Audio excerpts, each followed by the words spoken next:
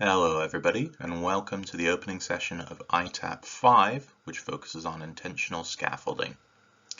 During this session, I'm going to be asking you to answer questions and reflect on some of the content that we go through. So at times, I'll ask you to pause the video so that you can stop and have a think in your own time. Here, you can see the structure of the week. So this is the final ITaP that we'll be doing this year. And we're going to be running through this in more detail later on in the session. And here are the links to the ITT ECF framework. There are more on the next slide as well. This session is quite wide-ranging in its connections to the ITT ECF, as it draws together a range of different skills that you have developed across your training here and leads on from previous ITaPs as well. On each of the two slides, I'd like you to pause for a moment and consider how we have already touched on some of these statements in previous ITaPs.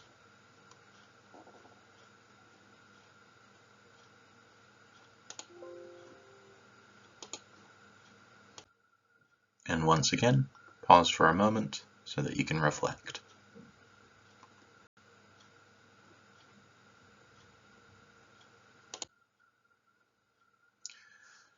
Here are the key questions for the session.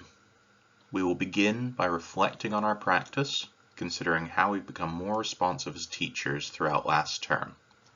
Then, we will look ahead to the rest of the ITaP this week, including the practicable strategies. And finally, we'll take a closer look at scaffolds.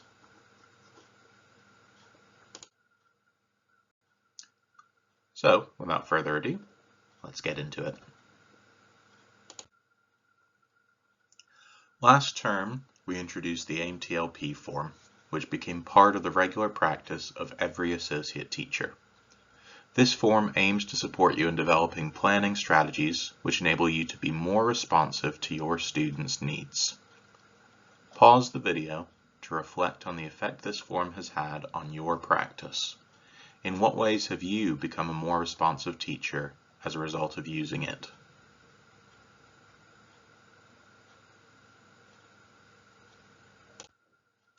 It's likely that one of the main strategies that came to mind was intentional monitoring, which was introduced in ITaP 4.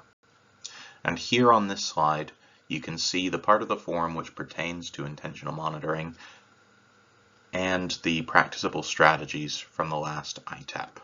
I'm sure you're very familiar with these by now.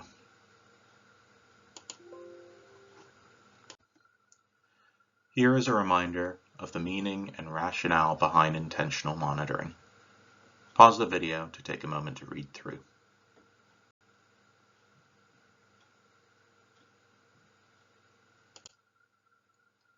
The principles behind ITaP 4 and ITaP 5 are closely related.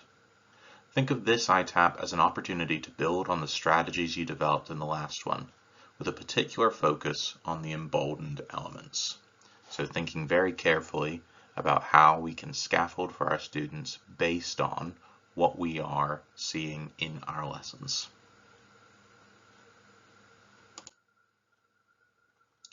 The 5 strategies of intentional monitoring work together to ensure you teach responsively. The latter strategies are where you make adaptations to your teaching, and these happen live during the lesson.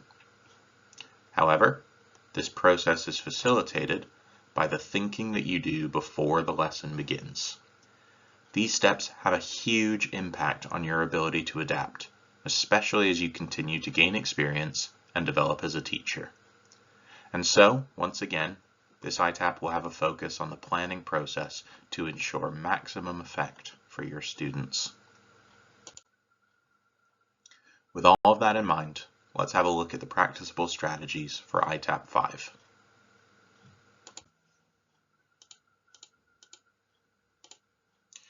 The first strategy is identifying students in need of support. And this strategy is very closely related to the principles of adaptive teaching. So take a moment to read through the Learn That statements on the slide.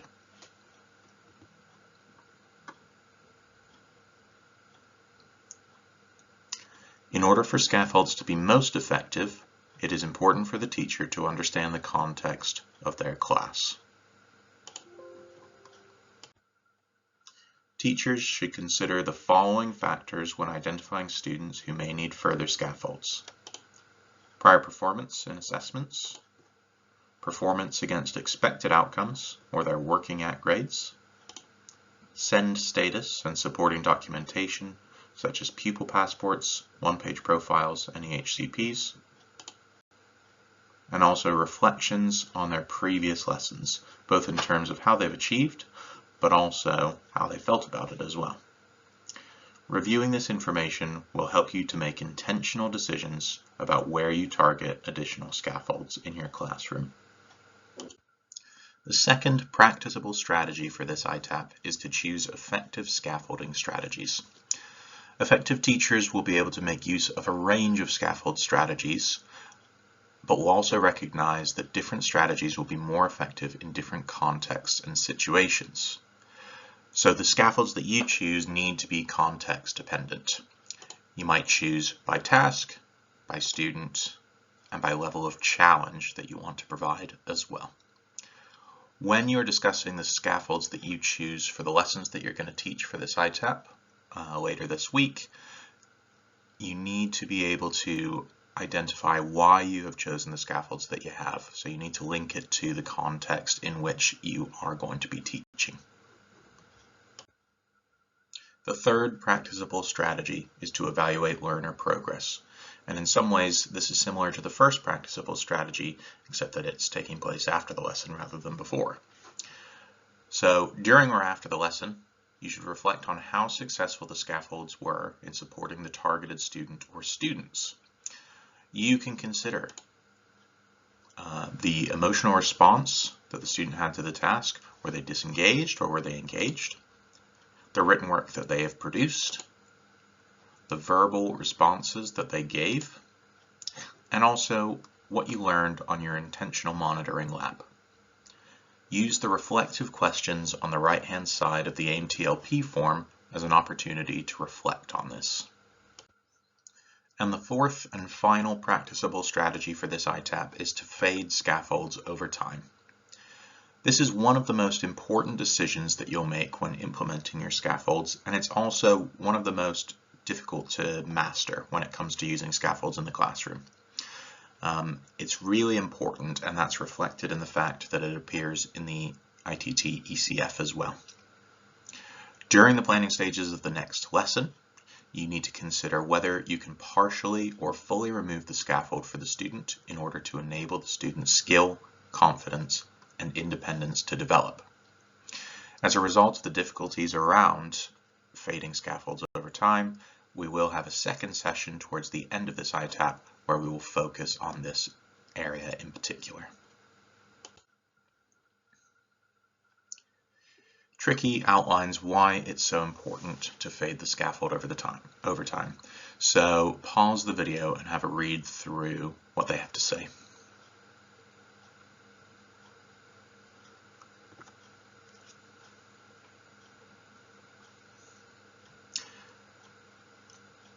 What's key here is that as students become more confident, the scaffold is slowly faded, which increases student ability, engagement, and confidence with the work that they are performing.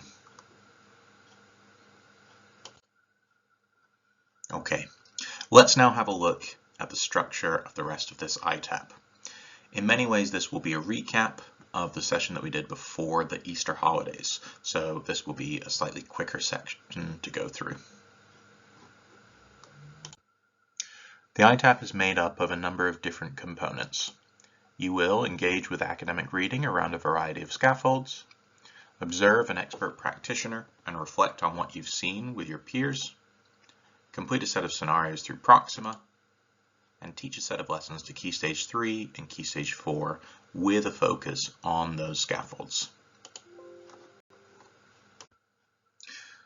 These other strands of the ITaP is to support you in delivering the core, which is the teaching of 4 lessons. 2 of these should be Key Stage 3 and 2 should be Key Stage 4.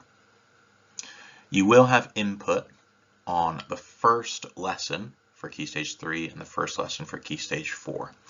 You should have a pre-lesson dialogue for both of those lessons with your learning coach or class teacher, and then a post-lesson dialogue for them as well. That post-lesson dialogue will give you important feedback, which should then impact the second lesson for each of the key stages. For each day of the ITaP, I have included a table in the booklet like the one on the slide to give you an idea of how you should be structuring your time for that day. Remember that generally speaking, there is flexibility in how you structure your time, and we are expecting you to demonstrate professional autonomy in the way that you manage the ITaP. Some of the sessions will need to happen in a particular order though. So for instance, this one right now, you should be watching first. The first day, which is the one that you can see on the screen now, is really the setup for the rest of the ITaP. So it's when you're engaging with all the different materials which will impact on the lessons that you teach. As a side note, due to the increased amount of input that your learning coach will have on the lessons that you teach this week, there are no expectations to complete a separate weekly meeting. The normal weekly meeting that you would have for your learning coach should be spent either on the pre-lesson dialogue for the 2 lessons or on the post-lesson dialogue for one or both of the lessons that you're going to be teaching this week.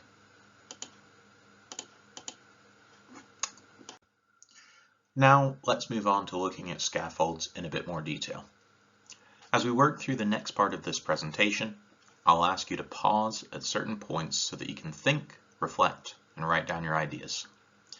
This will be really useful for the ROP at the end of the week, as it gives you a record of your baseline understanding of the content of this ITaP. So, to begin with, I want you to reflect on your knowledge already. What is a scaffold? And think of a time when you've used scaffolds in your lessons before. Pause the video and write down your ideas in the booklet.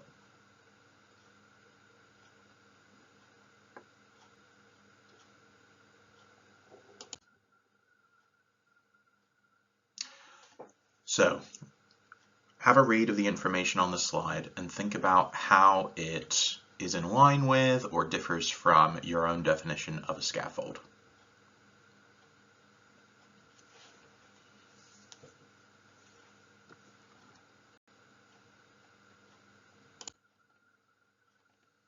Rosenshine also defines what a scaffold is in his Principles of Instruction. So again, have a read of the information on the slide.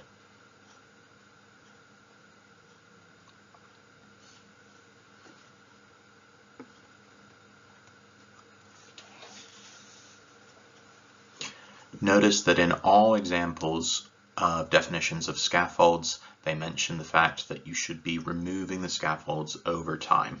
A really important step which is sometimes missed out. There are a number of different types of scaffold that we can have a look at. There are visual scaffolds, verbal scaffolds, written scaffolds, and technological scaffolds as well. And we'll have a look at each one in a little bit more detail now. Visual scaffolds are things like task planners, lists of steps that a pupil needs to take, model examples of work, and images that support vocabulary learning. Verbal scaffolds are the discussions and explanations that you give for students. And you can see that these can be personalized, so you can speak to a student independently or on a whole class level. Written scaffolds are probably the ones that come to mind when we think about scaffolds. Things like word banks, writing frames, sentence starters. These are examples of written scaffolds, and they're the sorts of things that teachers will often put up on slides. So you'll probably have seen them in schemes of work that you've used from the schools that you've been teaching in. And then finally, the use of technological scaffolds. This is an area which is continuing to evolve and develop as we make advances in technology and begin to use these in our classrooms. Things like using iPads to support students, giving examples through Shobi to students. You can give individualized examples, for instance, or push them to the whole class. And also using things like visualizers for modeling. These are all technological scaffolds that you can use to support your students. After this session, you will engage with academic material which will take a deeper look at certain scaffolds. But for right now, I want you to reflect on how we go about using scaffolds. So think to yourself, when is it right to make use of a scaffold? And how do you know that it's right to make use of a scaffold? Pause the video to consider your ideas and write them down in the space provided in the booklet.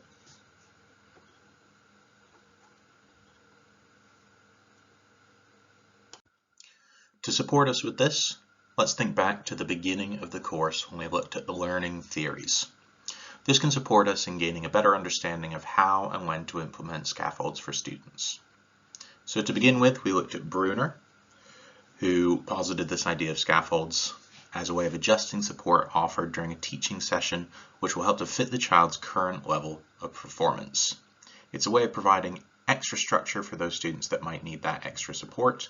And again, Bruner emphasizes the importance of guidance fading as well, so removing the scaffolds over time. When considering when to use scaffolds, it's important to use the idea of the zone of proximal development as a guide as well. The ideal scenario is that the work and learning you are asking students to complete exists within the zone of proximal development, as this will lead to the most progress for those students. So just pause the video and remind yourself of the zone of proximal development with the information on the slide.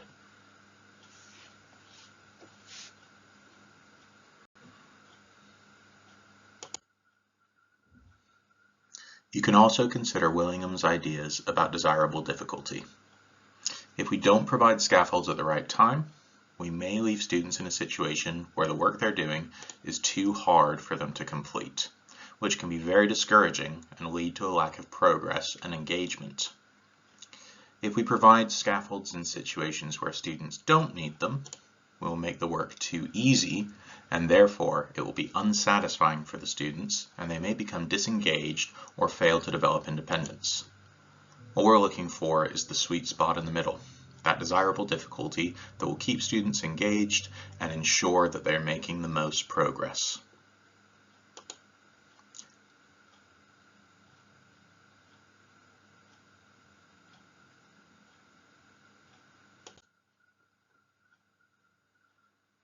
Take a moment to read the information on this slide. This gives some context to the need for desirable difficulty in our lessons.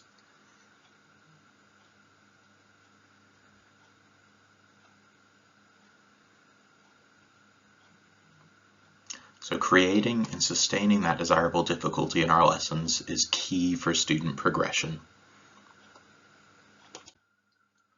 One way of achieving this is reducing some of the time spent on guided practice during lessons in order to provide more time for independent practice. It's common to see more novice teachers giving over more significant periods of time towards guided practice, which does not always leave sufficient time for independent practice. This is understandable in that we want our students to feel as comfortable as possible with the work that we're asking them to do or the concepts we're teaching them. However, by not prioritizing independent practice, we risk detracting from the desirable difficulty in our lessons. Utilizing scaffolds during independent practice is a way to ensure that students are supported without having to prioritize guided practice to the same extent. What is important, of course, is that students have the opportunity to attempt the independent practice without the scaffolds if you feel confident that they may be able to achieve the end goal without them.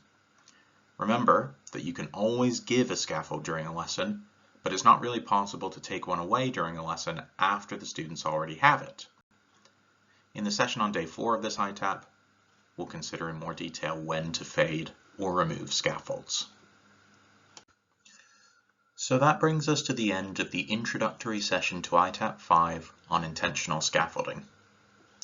We've covered quite a bit of ground quite quickly, but you'll have the opportunity to engage with ideas that we've discussed in greater detail over the course of the rest of this week, as well as putting it all into practice to develop your pedagogical base.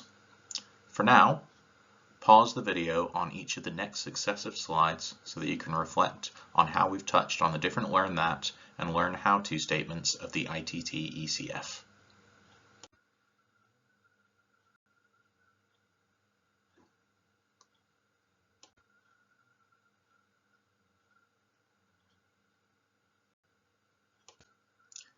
And finally, the reference list for this session.